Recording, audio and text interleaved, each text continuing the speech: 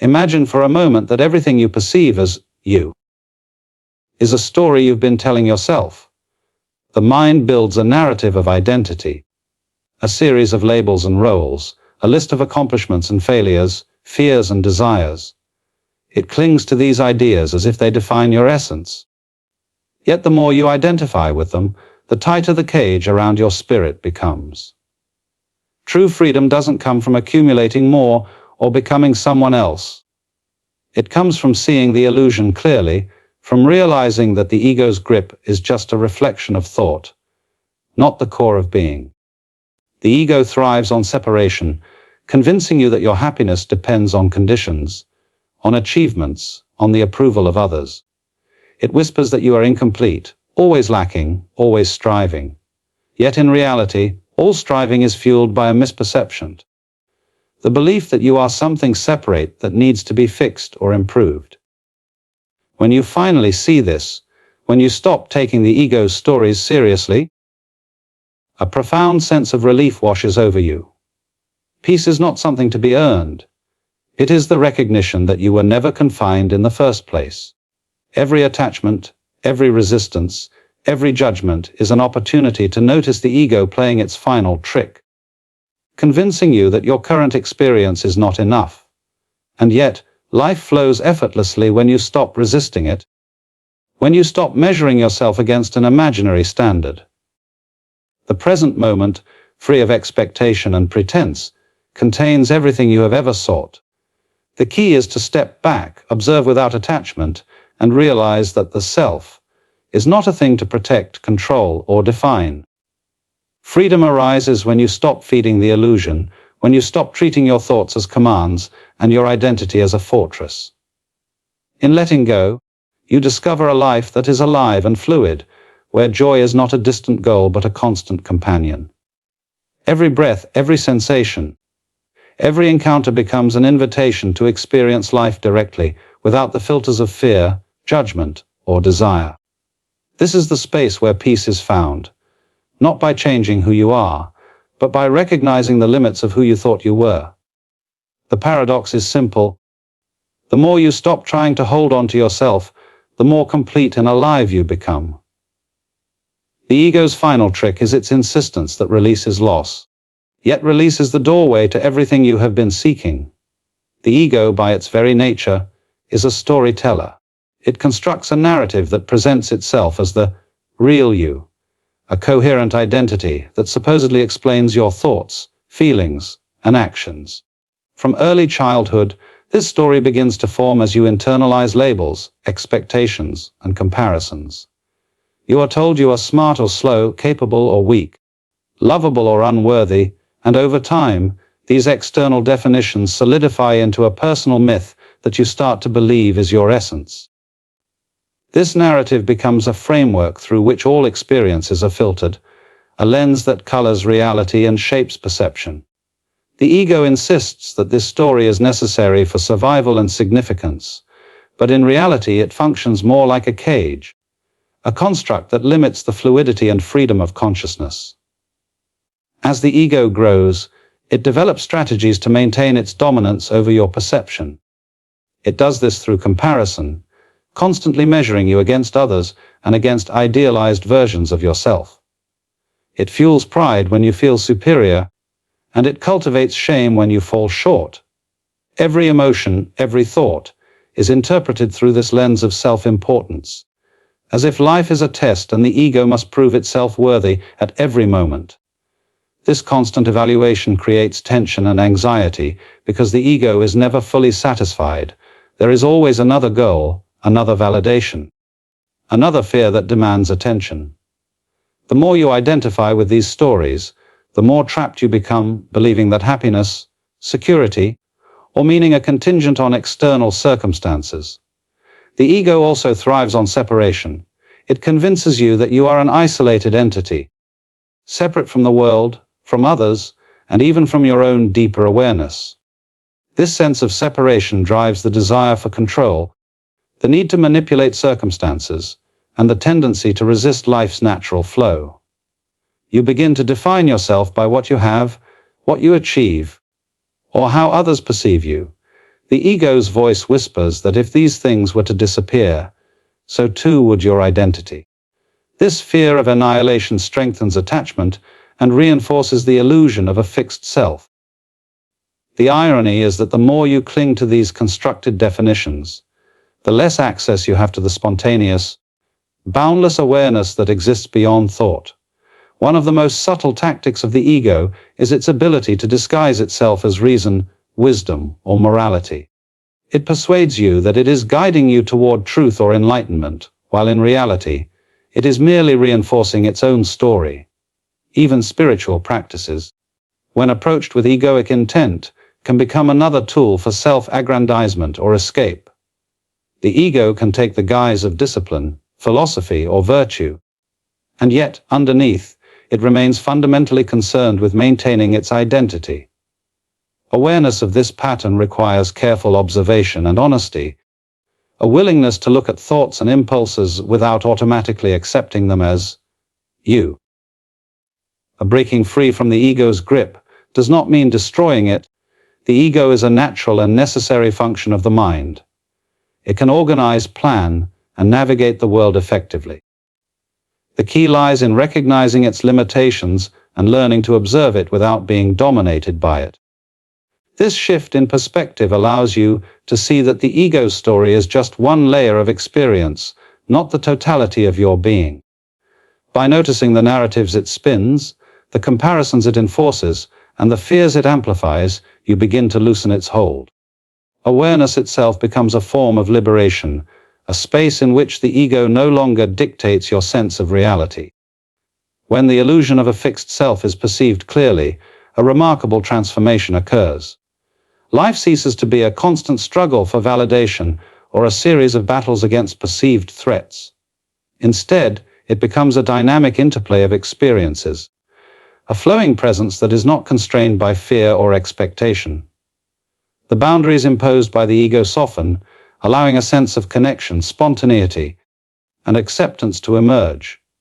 Thoughts, emotions, and sensations are no longer regarded as defining you, they are seen as transient phenomena, passing through awareness without ownership or judgment.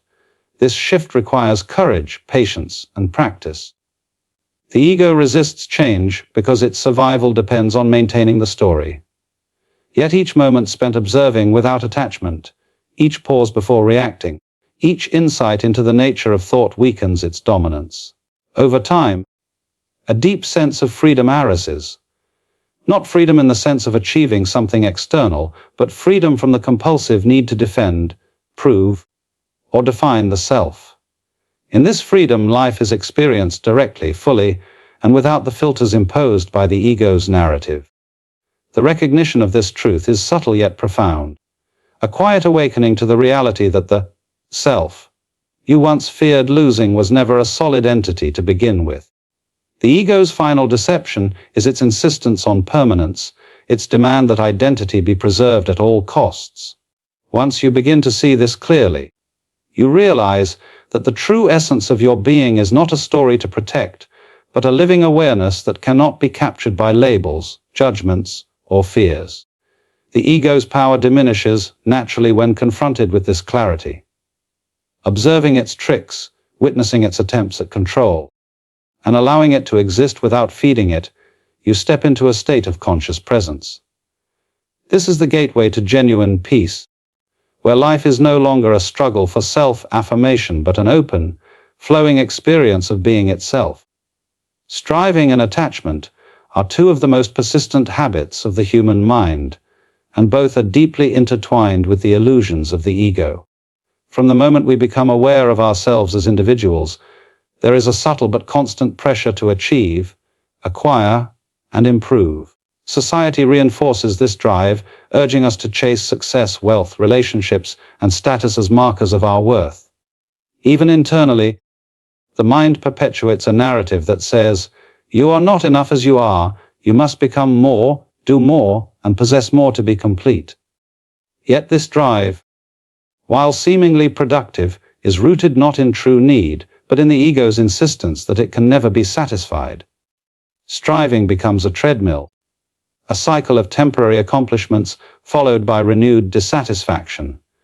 because the ego measures fulfillment in comparison, always pointing to what is missing. Attachment functions in much the same way. It is the mental and emotional clinging to ideas, people, experiences, and outcomes. The ego convinces you that happiness and security reside in external objects or conditions, and that without them, life is deficient. You become attached to relationships, achievements, possessions, and even personal identities, believing they define who you are and how meaningful your existence is. Yet these attachments, by their very nature, are impermanent.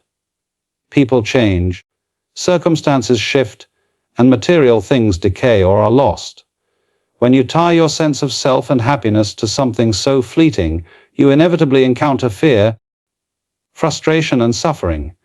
The more tightly the ego clings, the more fragile your peace becomes, because it rests on unstable ground. At the root of both striving and attachment is the mind's refusal to accept the present moment. The ego constantly projects into the future, imagining a time when all conditions will be perfect, when all goals will be achieved, and when happiness can be permanently secured. This projection creates a perpetual sense of incompleteness, as if the present moment is inadequate, flawed, or insufficient. Similarly, attachment anchors the mind to the past, to memories of what has been, to losses, successes, or regrets. By fixating on what has passed or what might come, the ego ignores the richness of the present, missing the reality that life is only ever accessible now. Striving and attachment, therefore, are symptoms of a mind that has lost touch with immediacy, a consciousness that mistakenly believes satisfaction can be postponed or preserved externally. Recognizing that striving and attachment are fueled by illusion requires both insight and practice. It means observing the patterns of thought that create restlessness, the habitual comparisons, the incessant planning, and the clinging to outcomes. When you notice the ego's insistence that happiness depends on achievement or possession, a subtle shift begins to occur. Awareness itself begins to loosen the grip of these habits. You start to see that striving is often less about genuine desire and more about proving your worth, maintaining identity, or seeking validation. Attachment is similarly revealed as a form of fear. The fear that life without this person, this thing, or this success will be meaningless or incomplete. Once this recognition takes root, a remarkable transformation unfolds. The mind begins to see that the pursuit of external goals, while not inherently wrong, is only meaningful when it is accompanied by clarity and presence. Striving becomes an action, not a compulsion, a means of engagement with life rather than a measure of self-worth. Attachment loosens its grip as well, as the mind experiences life directly without demanding permanence or clinging to outcome. Experiences, relationships, and achievements are no longer the scaffolding of identity, but are appreciated for what they are: moments of engagement, connection, and flow. The beauty of this understanding is that it shifts the foundation of happiness from external conditions to internal awareness. Life is not something to be fixed, obtained, or controlled. It is something to be experienced. When striving and attachment are seen for what they truly are, products of egoic illusion, they lose the power to dictate your emotional state. You begin to participate in life freely, engaging fully with effort when needed, yet without anxiety about results, and appreciating deeply without fear of loss. In this space, satisfaction is not a distant goal, but an ongoing reality, because it is derived from presence rather than from external accumulation. Every time the mind resists this truth, the ego attempts to convince you that relinquishing striving or attachment means stagnation or emptiness. Yet in practice, the opposite is true. By observing these impulses without identification, you discover a clarity and freedom that the ego has always obscured. Striving becomes purposeful rather than compulsive, and attachment transforms into genuine appreciation without neediness. The cycle of restlessness and disappointment that once dominated experience begins to dissolve, replaced by an openness that allows life to unfold naturally, without constant judgment or fear. Ultimately, The recognition that striving and attachment are fueled by illusion is not a philosophy to be learned, but a reality to be directly perceived. Each moment offers the opportunity to witness the mind at work, to notice the compulsions of ego, and to experience life without clinging or resistance. In this awareness, the restless pursuit of more and the fear of loss no longer hold sway, and a deep, enduring peace emerges, one that does not depend on circumstances, but arises from a clear understanding of the mind's tendencies and a willingness to step beyond them. The need to control and define oneself is one of the most pervasive habits of the mind. From early childhood, conditioning teaches the importance of shaping identity, presenting oneself in socially acceptable ways, and protecting the image of who we are. The ego thrives on this process, continually reinforcing the belief that security, meaning, and happiness depend on maintaining control over the narrative of the self. Every thought, action, or interaction becomes a test, a measure of whether we are living up to this constructed identity. We carefully curate our behavior, monitor our emotions, and guard our reputation, as if our very survival depends on the preservation of a fixed self. Yet this obsession with control is precisely what prevents genuine freedom and presence. When you define yourself rigidly, you create boundaries that limit experience. You separate yourself from life, from others, and even from your own deeper awareness. Identity becomes a fortress, and every moment outside its walls is perceived as a threat. The ego interprets uncertainty, change, and unpredictability as dangerous, prompting resistance and anxiety. You cling to habits, routines, roles, and labels because they provide a sense of stability and continuity. But the irony is that in trying to preserve the self, you often lose the vitality and spontaneity that make life truly rich. The more tightly you grasp, the more life slips through your fingers, because life cannot be contained or defined in fixed terms. Observation is the key to loosening the grip of control and definition. By simply noticing the mind's tendencies without judgment, you create a space in which the ego's compulsions begin to lose authority. Thoughts, emotions, and impulses can be seen as passing phenomena rather than permanent markers of identity. You start to recognize the patterns of comparison, pride, shame, and fear that the ego uses to maintain its sense of self. With each observation, the illusion of control begins to dissolve, revealing that identity is not a static possession, but a fluid process, constantly unfolding in the present moment. Letting go of the need to define yourself does not mean abandoning responsibility or direction. It does not mean drifting passively through life without purpose. Rather, it is a shift from identification with the story of self to a recognition of consciousness itself. You learn to act from clarity rather than compulsion, to engage with life without being dominated by fear or attachment. Decisions become less about protecting the ego and more about responding authentically to circumstances. Creativity, intuition, and presence naturally flourish when the rigid boundaries of self-concern are relaxed. The mind becomes a channel for life rather than a controller of it, allowing experiences to arise, evolve, and pass without unnecessary interference. The need for control often manifests in relationships as well. The ego seeks validation, loyalty, and affirmation, interpreting perceived slights or disagreements as threats to its identity. Attachment and jealousy are born from this desire to define and regulate both self and other. When you begin to loosen the hold of control, relationships transform. You engage with others more openly and authentically, appreciating them without needing to own or manipulate their responses. You recognize that connection is not dependent on affirmation or agreement, but on presence, awareness, and mutual engagement. This shift allows for deeper intimacy, trust, and harmony because interactions are no longer filtered through the lens of egoic necessity. The practice of letting go also extends to thought and perception. The mind constantly labels, judges, and interprets reality in ways that reinforce identity and separation. By observing this process, you realize that thoughts are not commands and labels are not absolutes. The world is experienced more fully when it is seen directly, unmediated by the need to categorize or control.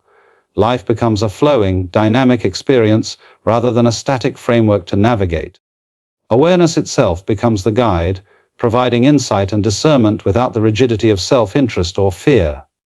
Paradoxically, as the need to control diminishes, a deeper sense of stability and security emerges. True presence is not founded on dominance, possession, or definition, but on the recognition that life is sufficient as it is. You begin to inhabit a state of openness in which joy, clarity, and peace are not contingent on circumstances, but arise naturally from awareness. Letting go of the ego's demand for control does not weaken you. It strengthens your capacity to respond to life fully, fluidly, and without unnecessary resistance. Each moment offers an opportunity to practice this letting go. A thought arises, an emotion surfaces, a fear or desire presents itself, and instead of reacting automatically, you observe. You notice the ego's insistence on control and gently release it. You allow life to unfold, understanding that your essence is not limited to a fixed identity or story. In this space, action is deliberate, relationships are authentic, and experience is direct. The mind no longer dictates the terms of existence. Instead, consciousness itself moves freely, unencumbered by the compulsions of self-definition. Ultimately, freedom arises not through accumulation, manipulation, or mastery, but through surrender to awareness. The act of letting go is not a one-time event, but a continuous practice, a gentle, persistent recognition that the ego's demands for control and definition are not reality but illusion. As this understanding deepens, life becomes less about defending a constructed self and more about participating fully in the unfolding moment, where every experience is encountered with openness, clarity, and grace. The idea of release as a gateway to experiencing life fully is a concept that challenges the most basic assumptions of the mind. From early on, the mind is trained to hold on to possessions, relationships, achievements, beliefs, and even identity itself. We are taught that security, happiness, and meaning come from accumulation and preservation, that letting go equals loss, and that controlling outcomes is the path to fulfillment. Yet, in reality, these habits of clinging are precisely what obscure the richness of life.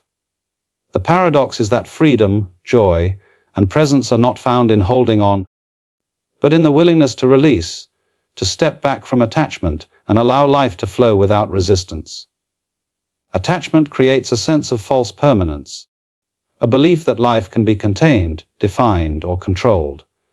We cling to ideas of who we are, to the roles we play, and to the experiences we hope to preserve. This clinging produces tension and anxiety because the world is inherently impermanent, people change, circumstances shift, and time moves inevitably forward. By anchoring our sense of self and happiness to transient conditions, we place our well-being on unstable ground. Release, in contrast, is a recognition of impermanence and a conscious choice to step out of the need to control.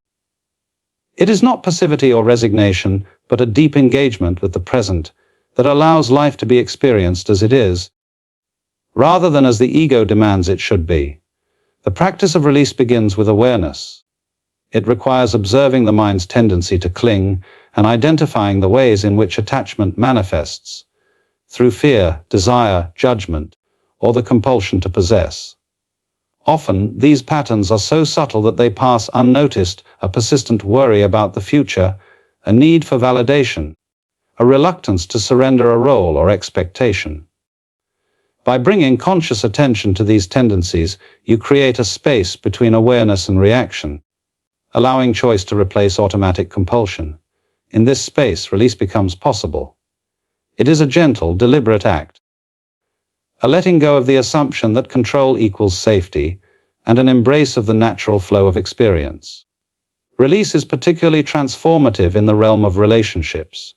Much suffering arises from the desire to possess, change, or control others, to make them conform to our expectations, affirm our value, or remain forever consistent with how we perceive them.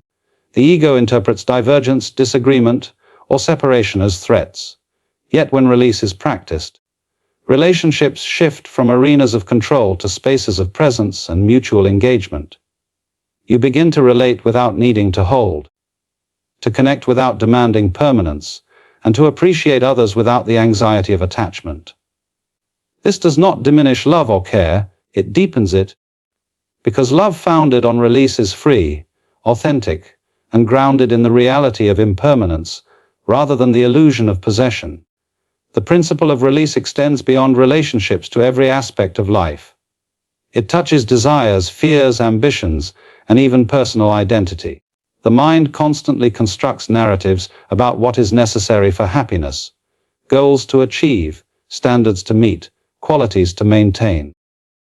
Release does not negate these ambitions but reframes them. Instead of clinging to outcomes or equating success with self-worth, you participate in life fully while remaining unattached to results. Effort becomes deliberate rather than compulsive, action becomes engaged rather than anxious, and experiences are received with openness rather than filtered through judgment. One of the most profound dimensions of release is the letting go of self-definition itself. The ego insists that identity must be preserved, that continuity must be maintained, and that any loss of control threatens existence. Yet the deeper recognition is that the self is not a fixed entity, but a dynamic process, ever-changing and interwoven with the flow of life. When the need to defend, define, or protect the self is loosened, awareness expands. Life is no longer measured by accumulation, reputation, or permanence, but by direct experience. Every moment becomes alive, unburdened by the narratives of past or future. Release also cultivates resilience. By stepping beyond attachment, the mind learns to encounter change, loss, and uncertainty without panic. Fear loses its intensity when it is seen as a transient phenomenon rather than a defining reality. Pain is experienced fully without being internalized as permanent identity. Joy arises more readily because it is not dependent on conditions or possession. In this state, life flows with a natural rhythm, and the mind moves in harmony with circumstances rather than resisting them. Practicing release requires patience and persistence. The ego resists because its survival depends on attachment and control. Old habits of clinging, fear, and definition often reassert themselves. Yet each moment of conscious letting go, each pause before reaction, each recognition of impermanence weakens the ego's grip. Over time, the habitual need to hold diminishes, and a deeper sense of freedom emerges. You learn to experience life as it is, without filtering it through the lens of fear, desire, or necessity. Ultimately, release is not an act of deprivation but an opening. It is the recognition that life is already complete, that joy and presence are accessible without clinging, and that the essence of being cannot be lost. In allowing thoughts, emotions, experiences, and even identity to arise and pass without attachment, life becomes a continuous unfolding of awareness, where each moment is experienced fully, directly, and with profound clarity. The gateway to true living is not in accumulation or control, but in this practice of conscious release, where freedom, peace, and aliveness emerge naturally and effortlessly. Throughout life, the mind constantly constructs stories of who we are, what we need, and what defines our worth. These stories, built by the ego, create a sense of separation, anxiety, and endless striving. Yet the truth lies not in clinging to identity, achievements, or possessions, but in stepping back and observing life with clarity, presence, and awareness. By recognizing the illusions of the ego, letting go of attachment, and releasing the need for control, we open ourselves to a reality that has always been available, a life lived fully in the present, free from fear, comparison, and expectation. True peace is found not in what we hold on to, but in our willingness to let go and experience life directly, moment by moment.